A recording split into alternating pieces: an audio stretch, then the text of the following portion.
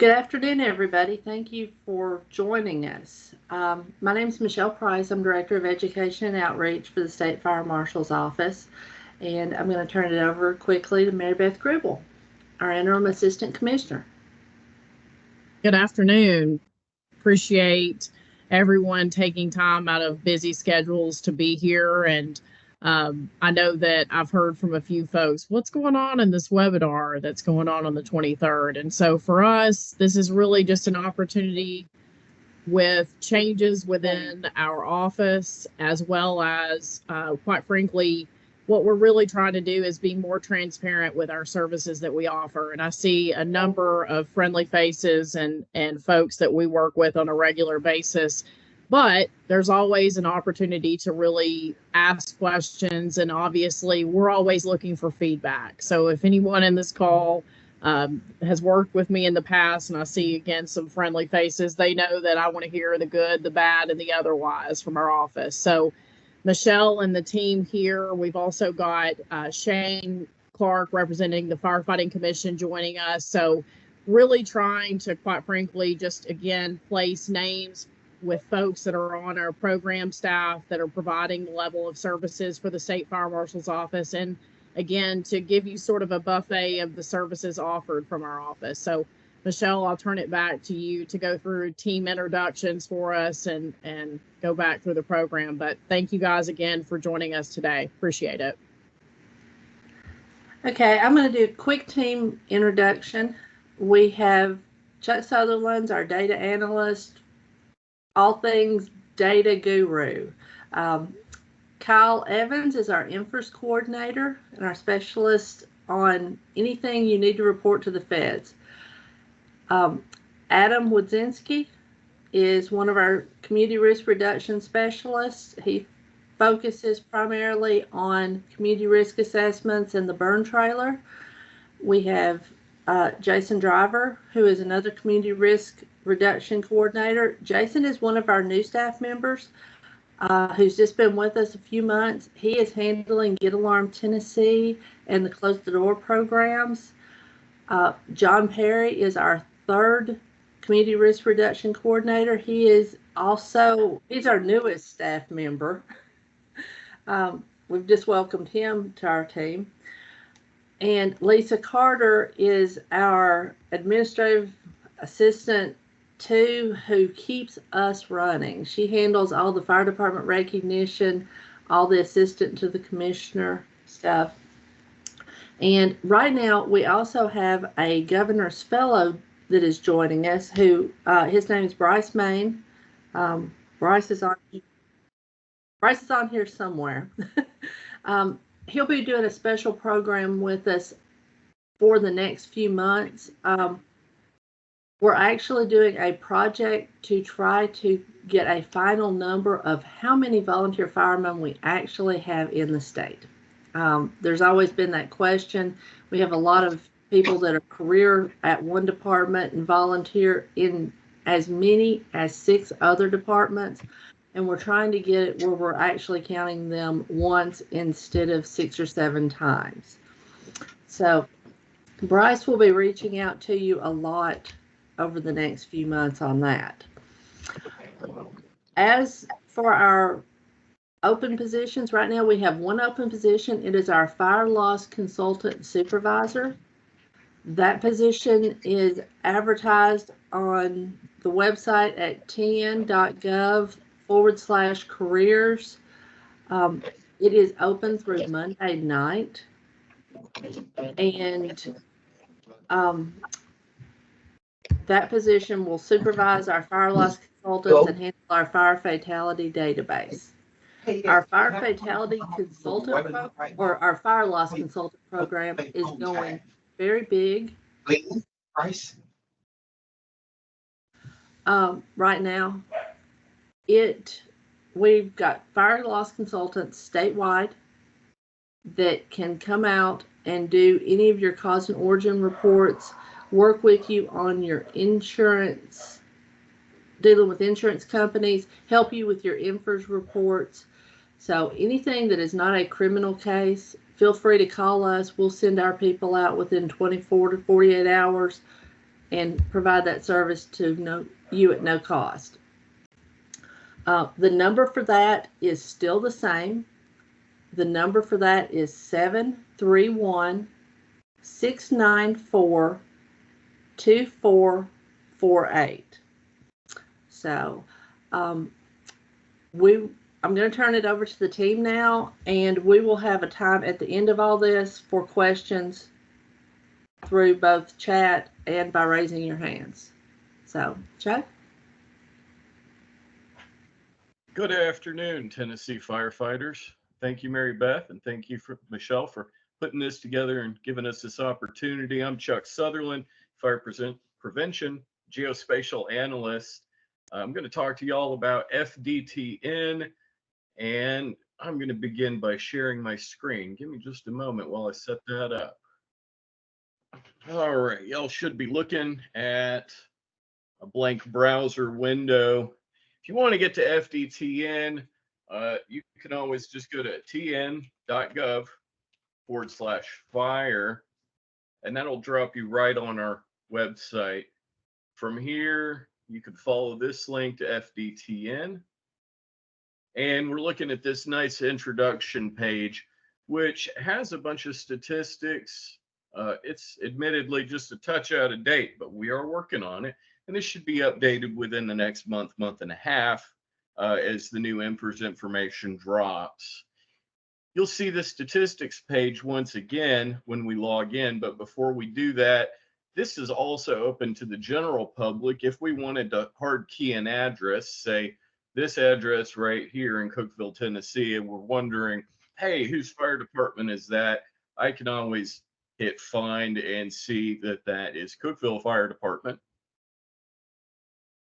Fire Department in Doyle has given me permission, thank you very much, Jason, to use them as an example for today's demonstration. The credentials to log in, we provide to you for each fire department. If you need those credentials, please reach out to me. And if you're an authorized member of your fire department, I can provide those for you. I will drop my contact information in the chat before I sign off. Signing in now for Doyle.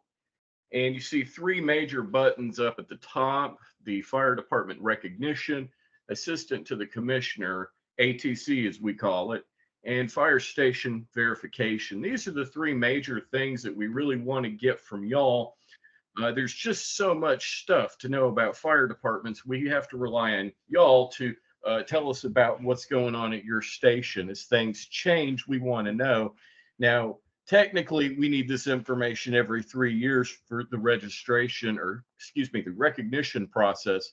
But what we'd really like is for you to come every year and update this information. That's going to help us help you better.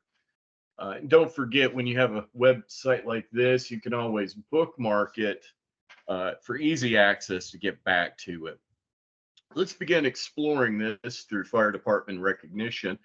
I'll just click the big obvious button, click to update, and we can see we have here a basic contact information block. We've got mailing address, primary email.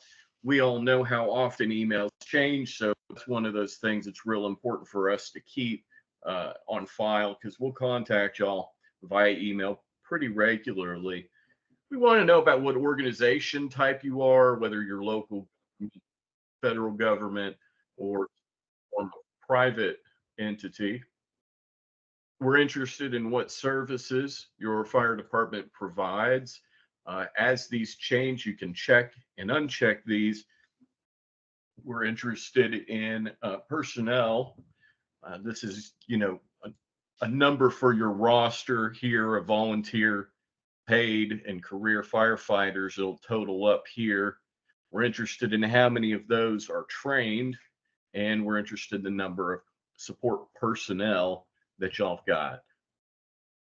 We want to know about budget information, and specifically when we're talking about budget, it is your fire department's specific budget, not the county or the city or any other larger entity. Just give us yours. That way we have better information on the subject. Tell us about your source of funding, check any of these that are relevant, and set your primary source of funding. This is kind of busy. There's a lot of stuff going on in here. So when it comes to filling this information out, don't feel rushed. Go through it, take your time. You can hit this save progress button if you need to. And then we're going to go ahead and go to the next section. This is the ATC, or Assistant to Commissioner, and we see Sparky here, and he's checked as the Assistant to Commissioner. The same sort of contact information. There's his phone numbers. Oops, I've moved one. And there's his email. And then check if you want any sort of notifications through Firecom, which you'll hear more about here in just a minute, I think. If you have completed, the ATC's completed the 16-hour course, hit yes and give us that PSID, and then save your progress and go to the next section. Last but not least, these are our fire stations. This information is fed into our GIS mapping software, and you'll be able to see under maps and data at tn.gov/fire where these stations appear at, and the information you provide us on each of these stations. And that information is transparent, so individuals can see that all over Tennessee. And you can add more than one fire station. As you add those in, you can name each of them. You can designate whether they have suppression apparatus ready to respond to calls, or if this is an on-call or staffed department. Last but not least, we want to know how many responding engines at this location meet the criteria of type 1 or 2 NFPA. I don't even know what that is, so if I put my mouse over it, it's showing me that information. I can see these are the statistics I need to check against my hardware. When you're done, you'll hit Save Progress. And if it's the first time you've done this in a while, it will pop this up. And I just want to get at that. So this information successfully submitted. My records are now updated, but you're not done yet. What you want to do is you want to print, sign, and mail this confirmation form right here. And I'd like to specifically point to the very bottom of it, where it requires 2 prints and 2 signatures and 2 dates. The first for your highest ranking fire official, and the second for the highest ranking elected official, whether that be a city mayor or county mayor. Now I'd like to pass this over to Lisa Carter, who will talk more about the process. Good afternoon. I'm Lisa Carter. I'm the Administrative Services Assistant for the State Fire Marshal's Office. I take care of all of your guys' fire department recognition and your ATC applications and get your certificates to you. And as Chuck was mentioning, I need those applications. When you go into FDTN and you update your information, you can only go so far. If you do not send me the signed application with the $50 check, or email me your ATC application, it just sits in FDTN. I never see it. I won't know what's going on because I will not get an email notification from FDTN that somebody's done that. Therefore, without that application, that check, it will be stagnant. If you were to look at your department in the future, it would show it as still going to expire soon or expired.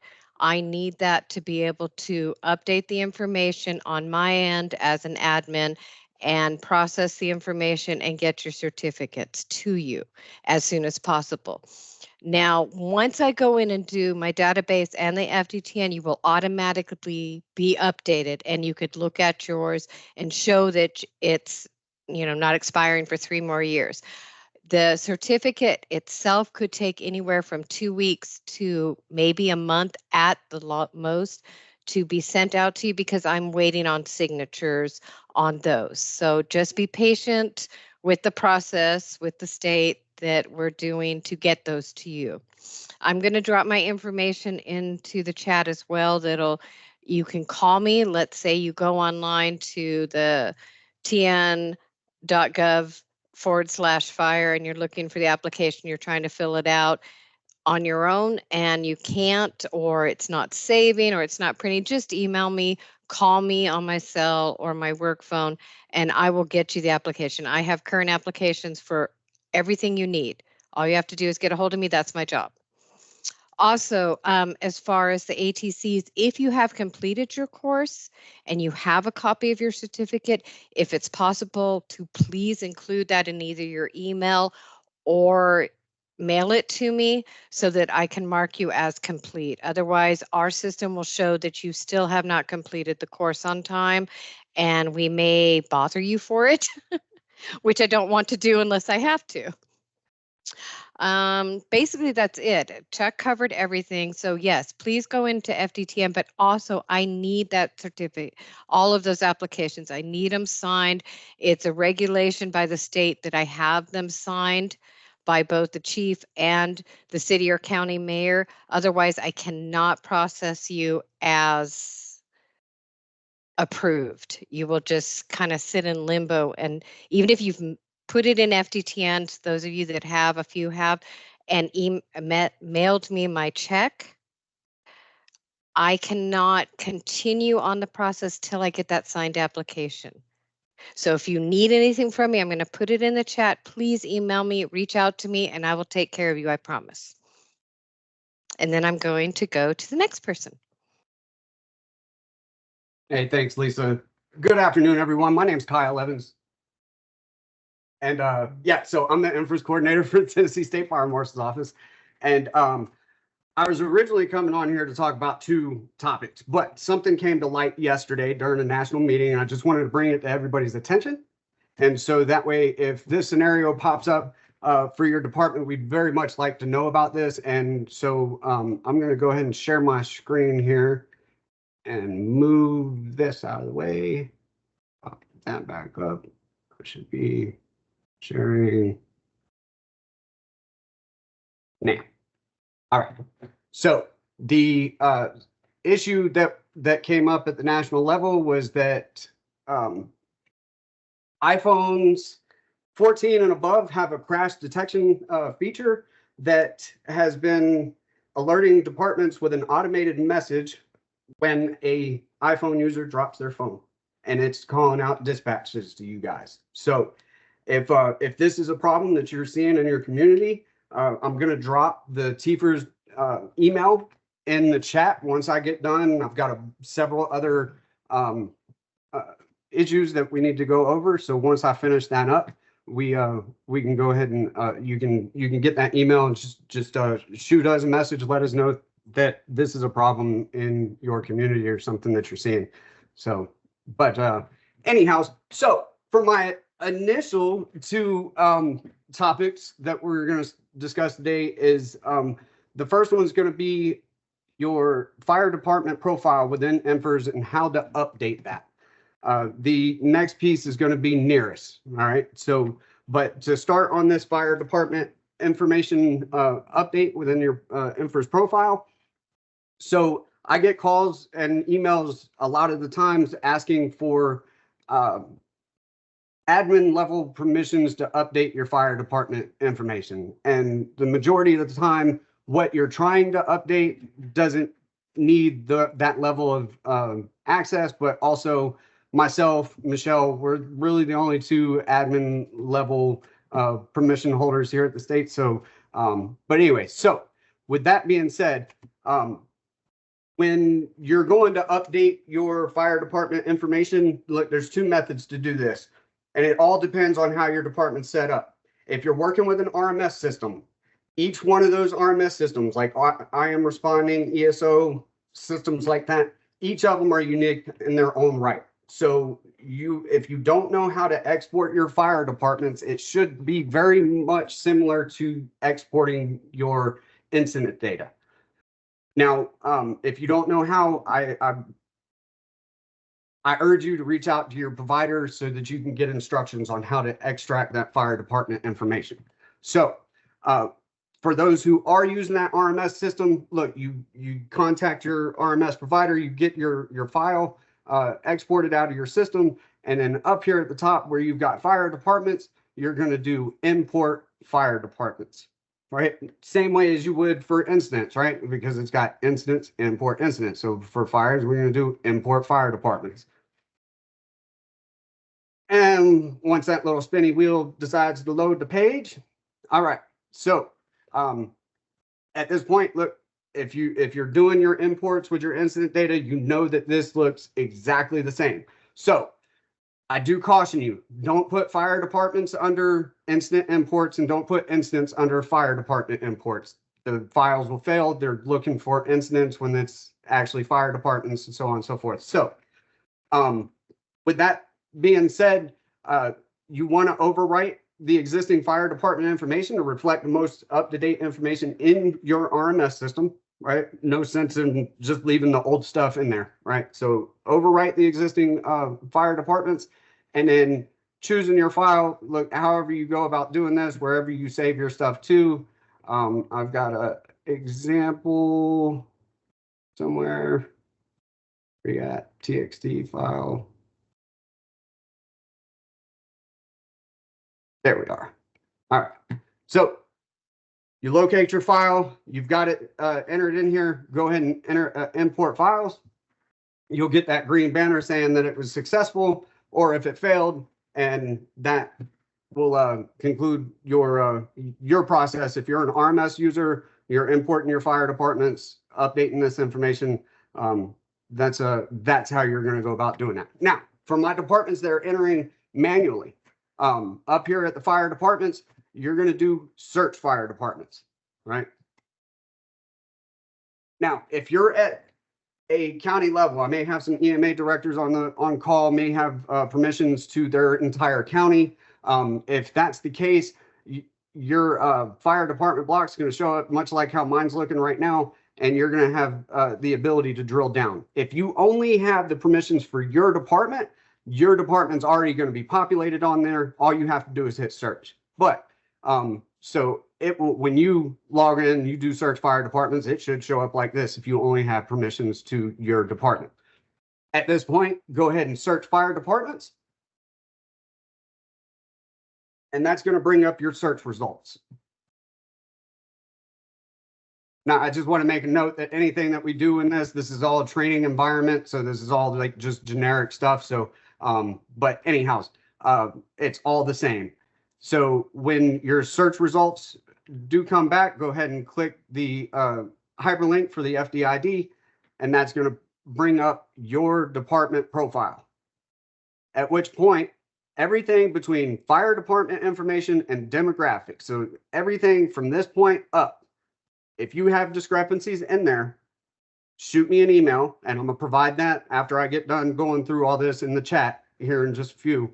I'm going to provide my email information, reach out to me, send me a list of those discrepancies that are within these sections here, and I can update that. As it pertains to your personnel and your apparatus information, look, it's pretty self-explanatory. As you're here, you can add personnel, you can edit the personnel that's in there, say, you know, he's no longer a captain, he's moved up in rank, or an ID number change, hey, you can go ahead and update that stuff there. Or, hey, leaves the department, you can go ahead and delete it. Same thing with your apparatus information. So, and it's very self-explanatory. Assign it an ID.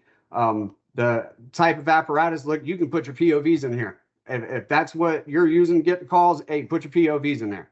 Because at the end of the day, that's how you update your fire department information. And at the end of the day, the significance behind this is your ISO rating. Look, people that are making those decisions at that level are looking at your capabilities in ENFRS, or looking at your capabilities in RFDT and stuff like that. So having accountability for the personnel that you have, the resources that you have in order to go out and do what you're able to do. Like, it shows your capabilities. So having that information updated is paramount to showing the capabilities of your department.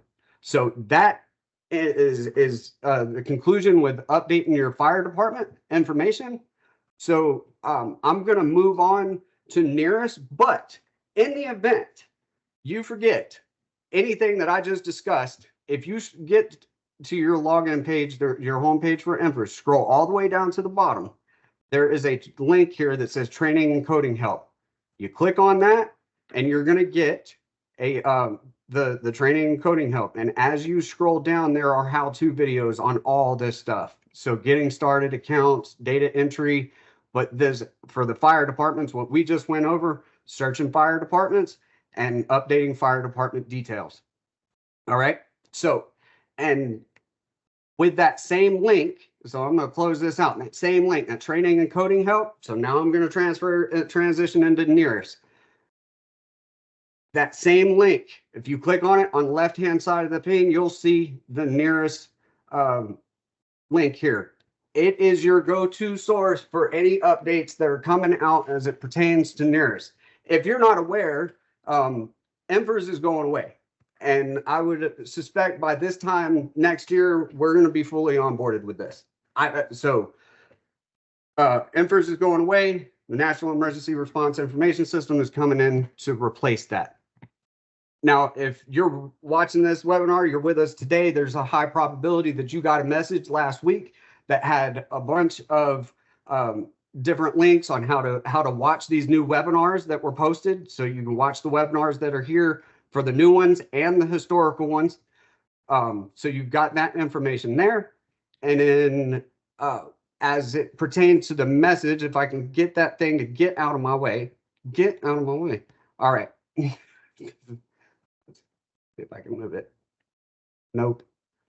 All right, this is annoying. Do it like this. All right, so Nearest onboarding. This was something that was sent out for preparation on this, and we sent the email out and had a link. We're trying to gather information on who's going to be your point of contact for the Nearest update. If you're using CAD systems or if you're using RMS systems, we want to know who your mutual and automatic aid partners are, and that right now is the homework that we need to accomplish in order to get an idea of how our state's going to be set up. In addition to that survey, Nearest also has an early adopters portion that if you're interested, and I say, hey, if you're interested, go ahead and fill this out, be an early adopter because it's coming.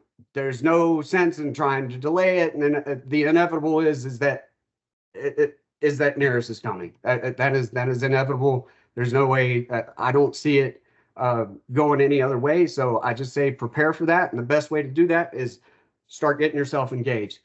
If you've got any questions for me as it pertains to any of these topics that we went over today, I'm dropping my information along with the links to everything that we spoke about today right here in the chat. So I look forward to any questions you may have, and I'm going to go ahead and pass this mic on to Adam.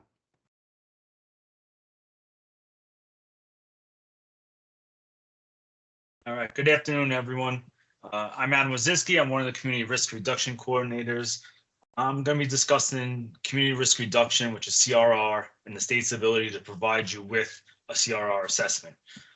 According to NFPA, the community risk reduction is the process to ID, prioritize risks, selecting and implementing strategies while monitoring and evaluating activities and involving community partners, or to better protect residents and firefighters. That's coming directly from the NFPA 1300.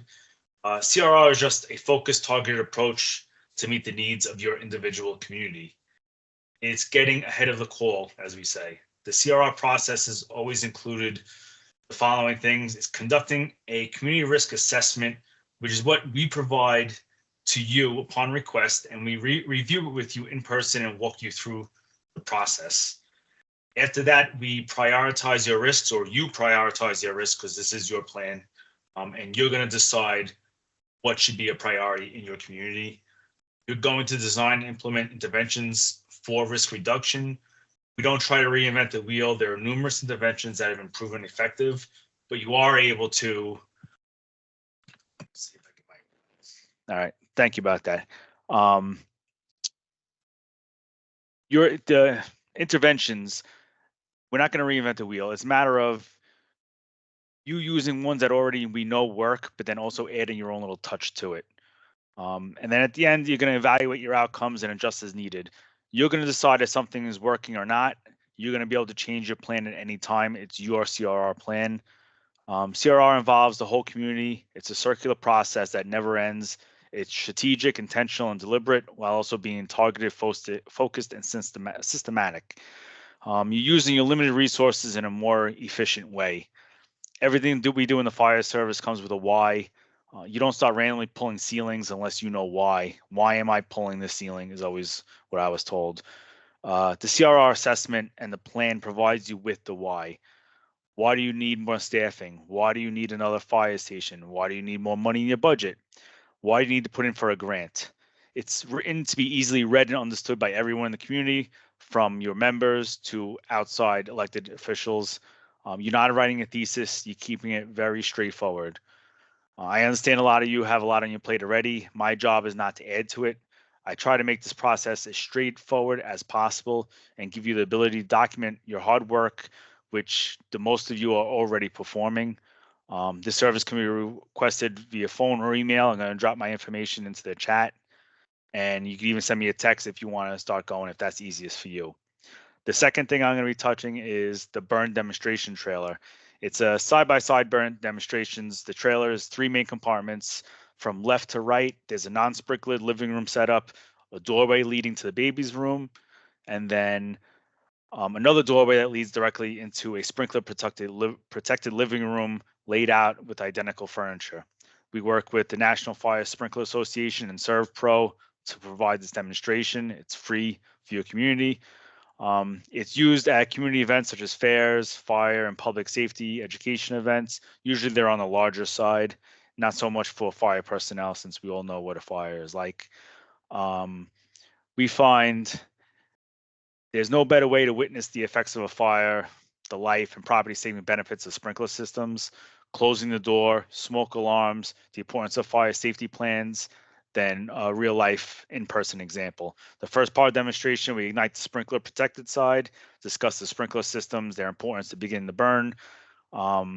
We time the smoke alarm activation and sprinkler discharge using a volunteer from the audience, usually one of the kids.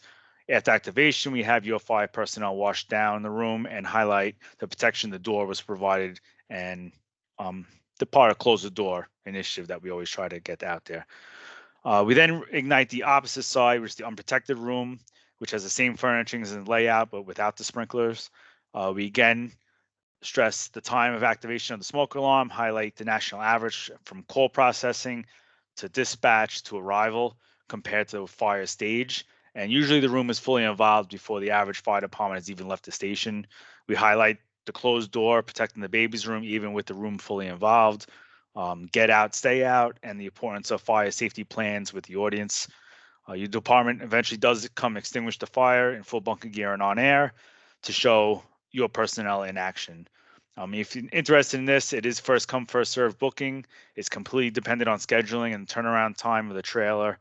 We also set up tabling information for the event with handouts and the State Fire Marshal swag to give away. And if you're interested in this, you can either contact myself or John Perry to book the trailer. Thank you, and I'm going to let the next speaker go. I guess that'll be my cue. You mentioned my name. Good afternoon, everybody. My name is John Perry. I'm the new guy here. I'm excited to serve as the fire prevention event coordinator, where I'm going to be dedicated to promoting fire safety awareness and organizing engaging events that educate our community on best practices to prevent fires and keep our neighborhoods safe. I don't have a lot to say because I'm new here, but I'm excited about learning all about what you guys do, and looking forward to meeting you in person to schedule a time for an event, either with the Get Alarm program, Close the Door program, or even what was Adam was talking about, the burn trailer program. So I will leave my my information in the chat, and it was a pleasure meeting all of you today. Hello, everyone. I'm Jason Driver. I'm one of the other community risk reduction coordinators. Specifically, I take care of the Get Alarm program and the Close the Door program. I want to throw a few numbers at you here that's pretty important, because I need to brag on all the fire departments and all the agencies. Currently in the state, we have 587 agencies within the Get Alarm program. Within that, those agencies have installed or serviced 93,711 homes and have installed 265,766 alarms. When you start looking at that on paper and you start breaking down fire fatalities across the state, that we have found out that these alarms are saving a life every 8 days, which is pretty great news. Something to pat all of ourselves on the back for. Any of this information, if you want to look up your particular fire department and see what you're doing, you can go to tn.gov/fire. All the information is on there. And also the close the door. This is something as a firefighter that is kind of close to me too. As a fire department, we all understand the science behind closing the door, air movement, and flow path. We all get that. The general public does not. So any of the fire departments that's represented today, if you're not within the program, make contact with me and let's get the science and get the information out there. Likewise with the Get Alarm program, if you've been active and you've kind of stepped away for whatever reasons, please reach out and contact me. Let's get that ball rolling again. Thank you all. I'm going to pass this on to Mr. Shane. Good afternoon, everyone. My name is Shane Clark. I am the Executive Director of the Firefighting Commission. I just want to take a quick minute to talk about educational incentive pay. So we had a few things that we had to increase this year due to comptroller audit. So everything's kind of been delayed. So I appreciate everyone's patience as we had to implement something new. Quick note that all careers have been sent out for payment, and 3/4 of the combos, I think we got 14 departments left in the combo batches to get everybody submitted to FNA for payment. And we've already started working on the volunteers departments and individuals for getting them ready for payment. So we're still on track to get everything paid out by June 30th. So thank you for your patience. Speaking of volunteer educational incentive pay, there's a lot of misinformation out there. I think still we're trying to correct some of that of what is and what is not, how to participate and things like that. That is somewhat confusing, and I've tried to get out and clear this up as much as I can.